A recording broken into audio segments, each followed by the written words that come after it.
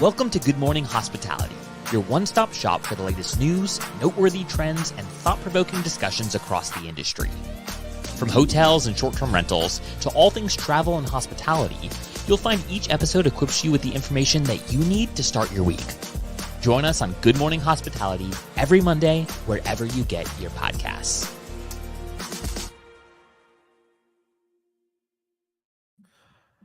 Good morning. Happy Monday. Hello. You're not going to say best day of the week? What the heck, Michael? You had it perfectly lined up. Best day of the week. Ah, There gosh.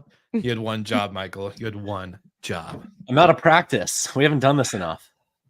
Yeah. I know. You're also bad with scripting and all the coordinating Do not stuff. put me on a script. No, let me wing it.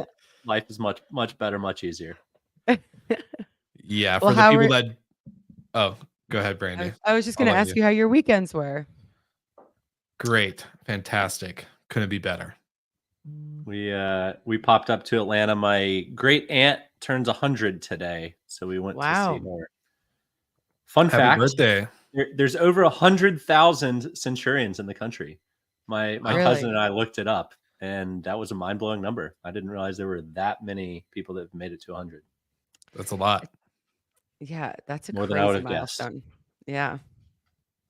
Way more than I would have guessed, to be honest. I'm kind of like a little caught off guard. Google it. Another fun fact that I got from a guest on my other podcast, Slick Talk, was that the hotels in Las Vegas or have an extra surplus, when the turnover happens of the rooms, of 250,000 toilet paper rolls per day. Can you believe that? Wow. Just left, like the little pieces left, whatever, on a roll. That was mind-blowing. I've been thinking about that for 2 weeks, to be honest. I'm not kidding. At least 2 weeks. We're living in my head rent free. But Brandy, how's your weekend? Your family time and little vacation is wrapping up.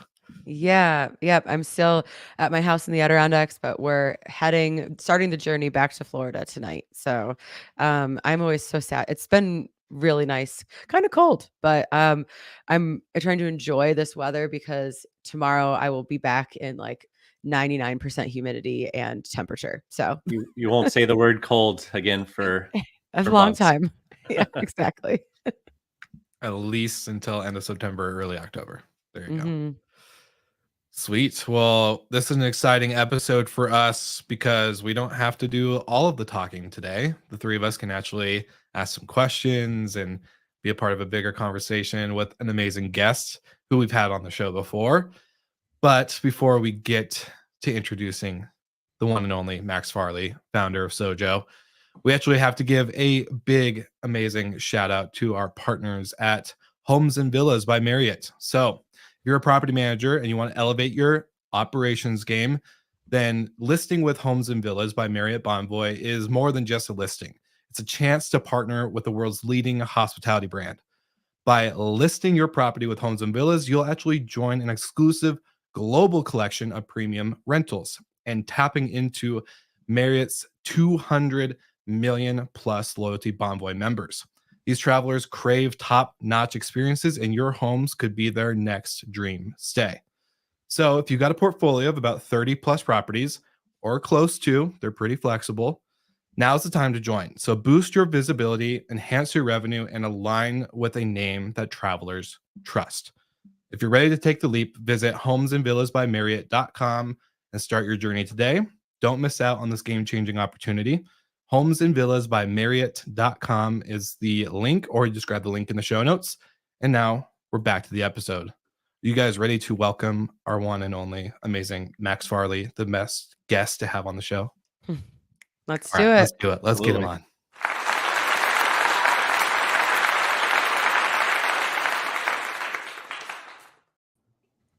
Max, welcome back. Good morning. Good morning, guys. Morning. How's everyone doing? Living the dream. Fantastic. Good. Seems like yesterday you were on the show, but it's probably been 6 months, a year. Probably. It's been a Well, minute. A little over 6 months, I think. Okay. I'll have to check the archives, but pretty close. That's Time indulgence. tells That's a long time, man. There's been a lot that's going on in the last 6 months. So excited to be with you guys again. A Well, 200,000 square foot facility for one. That's incredible. Yeah, we moved. The business moved. We upgraded, leveled up a little bit. So it's been a great ride since. I love it. Well, Max, can you give, for the listeners that are new, maybe haven't heard your first episode, which we'll link in the show notes on the audio version as well. Go back and listen to hear more about Sojo, but give us a high level overview, Sojo, the company, what you guys do, and the focus that you guys have in the industry. Sure. So started Sojo in 2021. It's a amenity automation platform. Our goal is to make turn days suck less for property managers that are managing 20 plus units. We connect to your PMS and we automate the delivery of guest gifts, amenities, all the soaps and sundries that you put in your home. The idea is we want to help on the operation side, and then we also offer branding for almost every single one of our customers to help drive more direct bookings, brand awareness to the guests that are coming through the home. I love it. Well, that it's kind of a perfect segue into the topic today, because I think last time we had you on, we had you share a lot about the product, about the products you guys actually ship out to operators. But, we've had some time to let you guys collect some data, to hear the voices and the conversations happening in the field with operators. So I'm very curious, just to start off the conversation with kind of a big learning that you guys have had over the last year with Sojo, as you've continued to grow with operators, as operators continue to grow and want their brand to be more present. So would love for you to share any insights you have. Sure. It's funny, when I started Sojo, I disliked the idea of custom branding. I thought it was, God, I don't want to have to do this. It seems so tchotchke to me. Like, why? Like, I don't want it. That's not my go-to. I want to help on the operations side. That's what the automation platform is there for.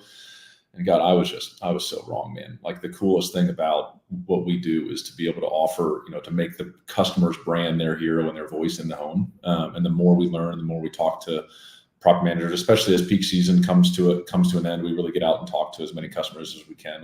How do we improve? What do you like about us? How do we impact your business? What do we need to do for next year? We've got so many good customers that give us great feedback.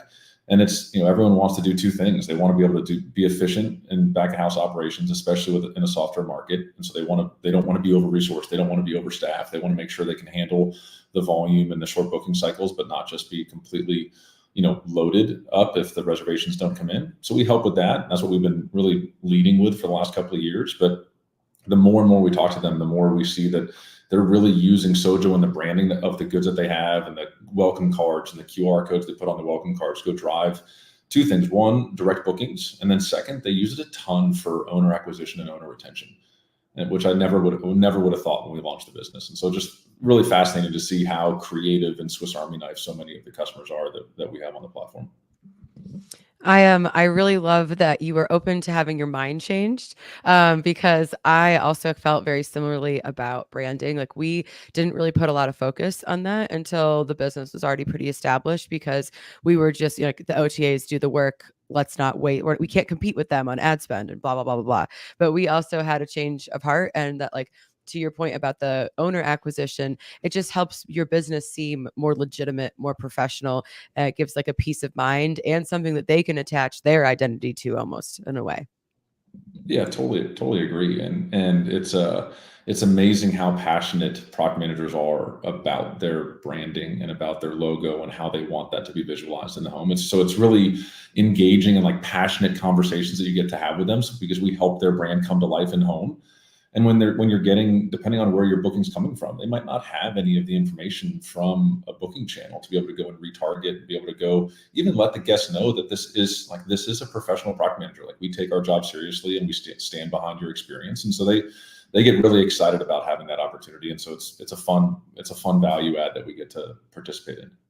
Yeah, that's my one big comment is there's so few ways to brand a short-term rental. You're not going to throw a logo on the front porch like you could a hotel, and it's kind of tacky if you paint your logo on a wall or something, or even like have your logos big and kind of ugly on a beach towel or something. So this is a great way to do it. And from the owner retention side, my mom has a house that's with Scenic Stays down in Florida, and you guys service it. And when we went down there, she's like, "Oh, wow, these boxes are so cool." And I was like, it was branded Scenic Stays. I opened it up. It's like, "Yep, that's Sojo. We they're one of our sponsors. So it was a cool moment to kind of see it in the wild play out with an actual owner. And it's amazing, like, because there's so many different cohorts in the space, but I mean, there's a group, a very large and growing group, been established for a long time, but we continue to tap into it, like where they take their business super serious, and they take their brand serious, and they want to provide that differentiated experience. It's not just come into the house, there's some towels, get in, get out, and like, please follow the checkout instructions. And they want to be a brand, and that's hard to do if you don't have that. If you don't have that material throughout the house, or have some way to go and communicate with the guests. And so it's fun, man. It's a blast. And we continue to lean more and more into it. And we're betaing out like owner acquisition strategies with some of our clients to see how we can help. And, I think on the owner retention side, right, you have to differentiate yourself, right? There's, as we've seen in the last couple of years, there's no shortage of competitors that are going to throw up a shingle and say, I'm a property manager, right? Like, come book with me. I'll drop my rates, and I'm going to go out there and be hungry. And so how do you stay off the competition is you got to do something different and show the owners what you're willing to do, and how you're going to take care of them. Yeah. And we live in a world where there's just no standardization, and the platforms have tried to commoditize all short-term rentals. And it doesn't take much to actually have to stick out. It's the little things. That's right. Do they have olive oil or coffee or sponges? Like, just the basics that when you go to the store, those aren't the things that you're thinking of. You're just kind of hoping or assuming, or just not even thinking about when you arrive to the house. Salt and pepper, right? Just the little basics that you want, at least to get you through your first day or two of your stay. Because it's not a great experience that you arrive and you start to unpack and you're like, crap, there's no X. We got to run back out. We just spent 6 hours in the car. Let's run to the store now. And I hope it does become fully standardized, but until then, it's a great way to stand out amongst the onesie twosies, or even competitors that aren't providing just the basics. Yeah. Totally. I also love, one of the things about staying in hotels, like a lot of people steal the toiletries that have like the logos, or if it's a nice brand. So if you have your brand, it can be like a fun, kind of kitschy thing that people take home, but it's like a little thing that people still love to steal from like hotels. And so we can kind of copy that as well. If it's a nice brand or has nice branding, I usually take it. One of the first stories we heard from a big client of ours down in the 30A area was, before Sojo, they would complain a ton because they use just the generic stuff that everyone can use from a distributor or what have you. And they would complain all the time about, we'd go through the homes and they'd be leftover amenities all the time, or, and so they just have to repurpose the stuff. And then they joined our platform and they branded, and now everything's gone. We know they're not using it while they're here. They're just taking the lotion, putting it in the purse. They're taking this, taking it home. And so it's just a very fun, they found that as anecdotally their success point of, now our brand is traveling home with the guest, and hopefully that we're top of mind and they'll book direct the next time and save the fee. And so that's their whole goal. And so I thought that was a really interesting story to hear from them. I had an interesting conversation a while back ago with Richard Walter, with founder of Muse, and we're talking about like owning the customer experience for 24 hours, right? Like, when guests stay with you, they only stay with you for the 8 hours they're usually sleeping, maybe cooking dinner.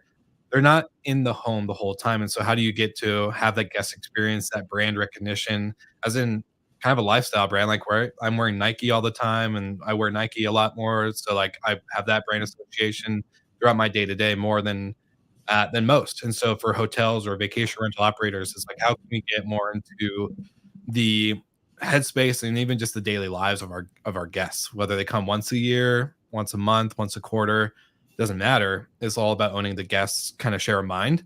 And I think, having a little lotion in your purse, or Sure. Doing that, like having the coffee in the kitchen, or, whatever it may be, is like, okay, that's a great step and a great entry point. The question I kind of want to ask you, Max, is where do you think branding in our sector of hospitality can get better? Where can we never had the Marriott name in short-term rentals outside of them, homes and villas. We never had a brand name in the sector of, vacation rental, short-term rentals. So do you think branding can get better in certain areas? What are you guys focusing on when it comes to owning more mind share with the guest? I think it comes back to standards and consistency, right? If you don't have standards and consistency, it's really hard to say you have a brand.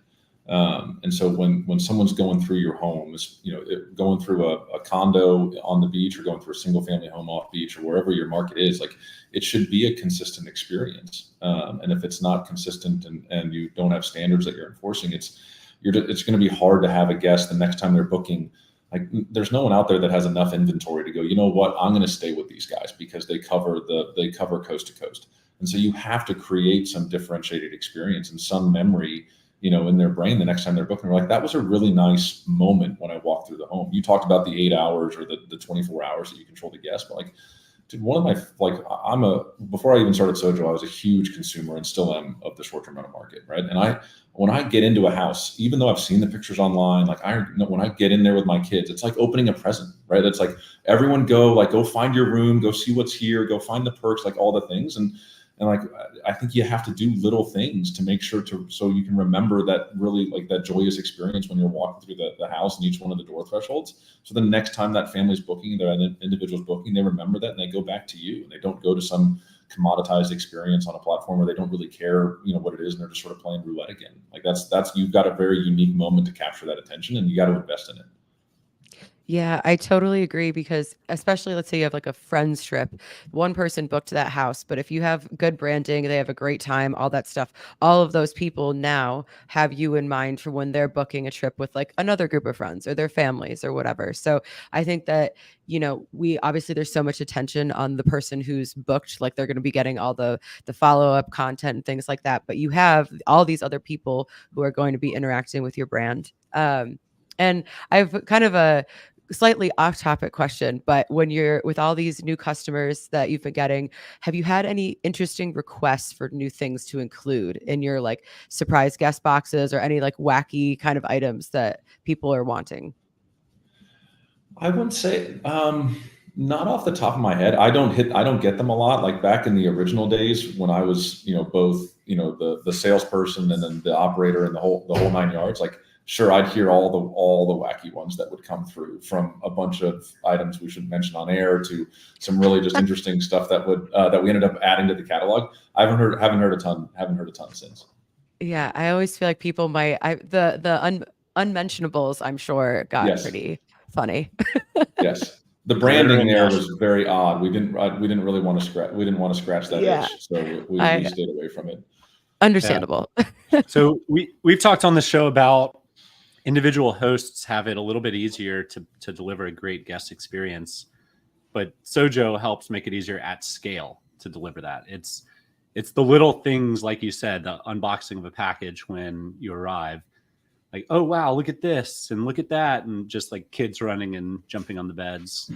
Sorry, everybody, that's what kids do. Everyone knows that. But I think it is a cool differentiator because when I hosted at my house, we were able to bring or give fresh flowers and a bottle of wine or, a box of candy, whatever it is. And, that's really hard to do at scale consistently over and over and over again and deliver that experience. And I do think guest experience is that differentiator of when someone jumps from a platform to a direct booking consumer. What maybe I'll click into Will's question a little bit more. There are some incredible local brands for those travelers that go in year after year, whatever, same place, same house, same week, every single year. What do you think the industry needs to do to get that to a more national scale, like a more household name? In what sense are you talking about? Like how does each one of the product managers sort of establish themselves as a repeat? This is like I'm the owner of 30A or I'm the owner of the Outer Banks, and just sort of like they become a household name in each one of their markets. Well, I think some of them have already done a really good job at that. The question's more, can it happen at scale? Do you think? Like Vacasa has failed, Sonder has failed. Like it might be weeks before both of those are delisted entirely, especially after last week's earnings calls. But that said, like, can it be done, or are we a local market, local business? And I don't think there's anything wrong with that. We talked a little bit before the show on Mikasa probably coming in and selling off their parts. They have some great assets. So if you're in some of these local markets, there might be an opportunity to pull in a great set of inventory that needs a little more TLC added to it and some more amenities added and turn that ship around for each local market. But do you think anecdotally it can work at scale, branding? I think the branding can work at scale. I mean, I think so much the problem that we've seen is like it's hard to scale a business that is so operational centric when you're not an operator.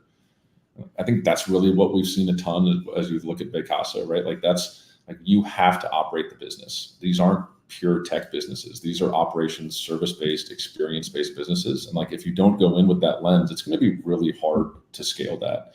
You've seen other people. I mean, you look at like a Natural Retreats, for example. You know, they've got 800 locations across 16 or 20 states. And like they've scaled great because it's local operators that are, you know, that have control over the decisions that they're making. They've got boots on the ground, and they understand that each one of their markets is bespoke and unique. And so like you can't come in and just sort of whitewash the entire thing and say even one size fits all. So I think it just depends on your approach and then really how you want to handle scale and where you want to handle it. I think that, looking at some of these bigger cases that have not succeeded, part of the problem also is the pace at which people want to scale. And I think that that's kind of where a lot of things get caught off guard. Like you just, slow and steady, adding your like key markets intentionally. I think that might be the way forward. And we've talked about franchising, and that's, all based on brand and standards that you've set. So maybe we'll see one of those current franchise darlings succeed where Vacasa couldn't.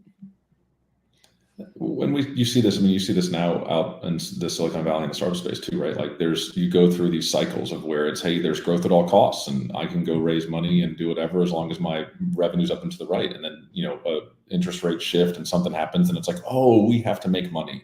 And then it's like, and it's just this constant circle. It's very predictable, right? But when you're in the moment, people forget it at times. And so, I think there's people out there that are well positioned to continue to grow, and it's been slow and steady to your point of where it's not like, hey, let's go get one home in 30 markets. Like there's no scale or density or efficiencies there. It's like let's go build a good business, wash, rinse, and repeat it, and go do it somewhere else, and like be methodical in how you think about growth. I think that's certainly the tried and true story that we've seen over that's durable growth, not just let's go grow and see where this thing ends up.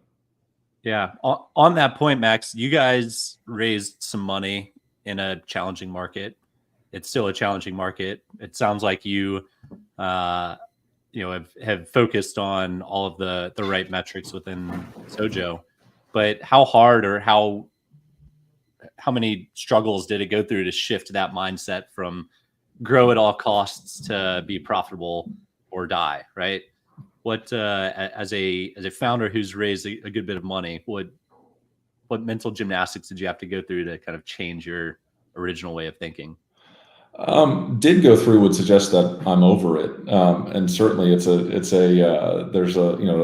devil on the left and on the right at times as well. So like it's hard to because you see so much opportunity and just green shoots everywhere that you want to go chase every squirrel that pops up, and you just have to be super disciplined. We had our board meeting up in our new warehouse a couple weeks ago, and it was the same conversation where it was like, hey Max, you're forecasting to grow X% next year. You don't need to do that, right? Like you can throttle it back a bit if that's more, if that's not going to hurt as much. And those are nice conversations to have. We grew 400% last year. We'll grow 100% this year. And so it's nice to not have to go and just keep that pace, because when you grow that fast, you lose customers, you lose employees. It's hard, man. That's not sustainable for a long period of time. And so it's nice to be a little bit more, just methodical and trying to be a little bit more thoughtful on how we approach the next, sort of 1 to 5 years. I love that growing 100% is a slowdown. That's you don't have to grow 400%. That's right. And waste $10 million along the way. Yeah. That's right. yeah. Humble brag. You only grew 100%. No big deal. No, I love it. I think this is all very fascinating because I've always wanted, especially with you, Sojo specifically being so involved with operations and boots on the ground. kind of like, when are we going to get to this point, or is there even going to be a point of branding and all this other stuff? And, in recent news, I actually kind of want to segue into a different topic. And, we obviously saw a lot of earnings calls these last, week or so. And the one interesting comment that we had behind the scenes was Airbnb kind of rebranding, professional management, right? And calling it co-hosting. So I would love your thoughts, Max, from the sense of, Airbnb is looking at launching this marketplace for hosts and co-hosts to meet and mingle and grow their businesses. Why do you think Airbnb has been so focused on calling it something outside of professional management, right? Like instead of being like, oh, a vacation rental manager, you're a co-host, you're a host. Like, is that just their brand strategy? Do you think that people today are maybe too reliant on the OTAs and don't create their own brand enough? Like, where do you stand with kind of branding within the industry overall? I never underestimate or pretend I'm smart enough to understand the media machine that is an Airbnb or others. Like they're probably playing chess while I'm thinking about checkers. But I think it's certainly a nod and an homage to the professional managers, even if it's still not calling it vernacularly what they want to be called. I mean, it's recognition that this is hard, right? Like this isn't a cottage industry anymore. There's no such thing, as we all know in life, as mailbox money. So like you got to go work. You got to go work. And this is showing that, look, if you've got a second home and you've realized that it's a lot more freaking work than you thought, hey, there's people that actually do this for a living, and it's like their full-time job, and they're really freaking good at it. And so I think, it's the beginning of a shift to more focus and attention to, what makes up a lot of their listings, which are the professional property managers, which is great. It's certainly not coming in the flavor that they wanted to start in terms of like the title of it, but it's certainly I'd say it's a spot in the right direction. Yeah, I think that there might have been this realization that their prized hosts, like their bread and butter, are maybe getting burned out. And instead of having a huge segment that they like to tout leave, they're giving them tools to keep them on the platform, which is obviously really smart. But I do just like that this is hard work. Obviously, I think anyone in this industry knows that. And it's kind of like, it feels nice to get some recognition of it, even if they're doing it in like a little sneakier way, better branding. But like, yeah, it's way nicer to receive a wire each month with your money And than to do all the actual operations. It's also really cool to see on their landing page, two friends of the show, John and Jimmy. Shout out, boys. Love seeing your faces right there on the co-hosting page. Soon enough, you guys might be called professional managers. Well, I think too. I think if you zoom, like when I zoom out, I'm still learning a ton about the industry, the players, and the dynamics in the space, because it's such a vast industry. But like you hear so much conversation around, people are flocking from short-term rentals back to hotels. The price of short-term rentals are now at or above the hotels. So I think one of the things that Airbnb is being challenged with is that when so much of your supply is fragmented across individual hosts, it's hard to go and offer that. It's hard to not only offer, but to control and level up the experience to make sure you're constantly ahead of the hotels. The only way to do that is through property managers and through the professionalization that you have in that industry. And so that's where the puck continues to go. And so it's good to see them acknowledging that, because that's the only way they're going to be able to control that experience for the guest to go have a same or better experience than a hotel.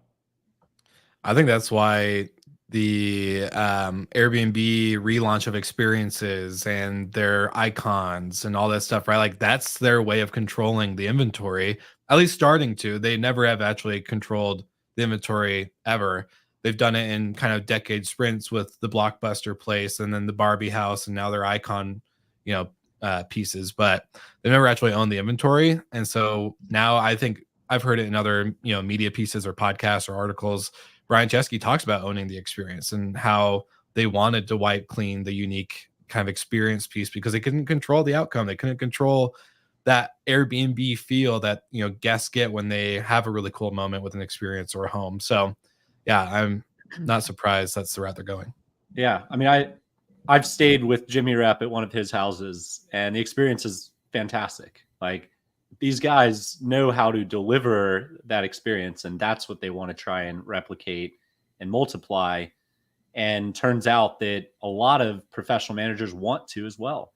And some people cut corners and cut costs and, one of the things that Horst Schulze told our group a few weeks ago was cost cutting is nothing but cutting guest experience. There's no cost cutting measures that you take that aren't a shortcut of cutting the guest experience short. And, Jimmy had fresh eucalyptus in the shower, and I loved that I bought some and put it in our shower at home. Right. I'd never experienced that before. It was fantastic. Like the best shower I've ever had. But those are the experiences you get staying with someone who cares and is passionate and wants to deliver a guest experience that people talk about years later. I mean, this has been probably 4 or 5 years later, and I still remember that eucalyptus. So those are, good for Airbnb for wanting to replicate that. I think their push over the past couple of years, and Jamie's been all over this for us with AirDNA, the push has been supply.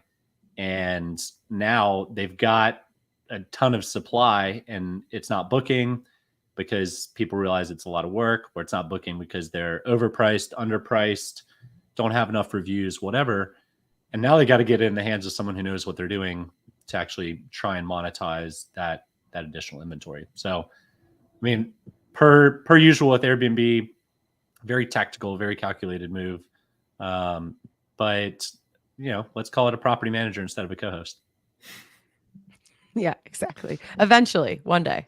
We'll get there. When Airbnb does it, we'll look back at this moment, we'll timestamp it, we'll document everything, and just make sure that we really get that early recognition for it. Max, this has been a really fun episode. I actually really enjoyed it. Not that I wouldn't enjoy it. I just had a slow start to my morning, but really enjoyed this episode. For the listeners that are tuning in, maybe just for the first time discovering Sojo or you, where's a place that you want them to go to check you guys out, and also anything that you guys have coming up that you're excited about that you want to share? I'd say getsojo.com is a great place to see. We update the catalog. We just rolled out a bunch of welcome bundles for like movie nights and pantry bundles and coffee bundles and stuff like that. So I think as we continue to get, those types of rollouts and drops are fun to do, but just go to getsojo.com. My email is max@getsojo.com if everyone wants to reach out to me directly. So, but love being here, and I would love, please come join us in Nashville next time. Well, that's a sincere offer. We'd love to host you guys up there if you guys can make it up. Definitely. Would love that. Michael? Yeah, and stay tuned. We're working on some coffee programs as well. So we're excited to get the coffee out. The site should be live this week, right, Will? I'm hoping so. Jonathan Wicks, if you're tuning in, we need that site live, dog. But seriously, such a great opportunity to chat and get some insights from you. I will definitely take you up on that Nashville trip. Let's do a little warehouse walkthrough. I think it'd be fun, especially for all the viewers. And yeah, I'm just super thankful you took the time this morning to join us. So for all the listeners, the live viewers, the early risers of Good Morning Hospitality, we want to say thank you for tuning in. Go ahead and like and subscribe to all things Sojo, getsojo.com. You can also still go to getsojo.com/GMH, get a little special free love, as we've had a great partnership with Sojo over the year. And yeah, just want to say thank you again, Max. Really appreciate it. My pleasure. Thanks, guys. Appreciate it. All right. Early riser, GMHers, whatever I want to call you. We'll see you guys again next week.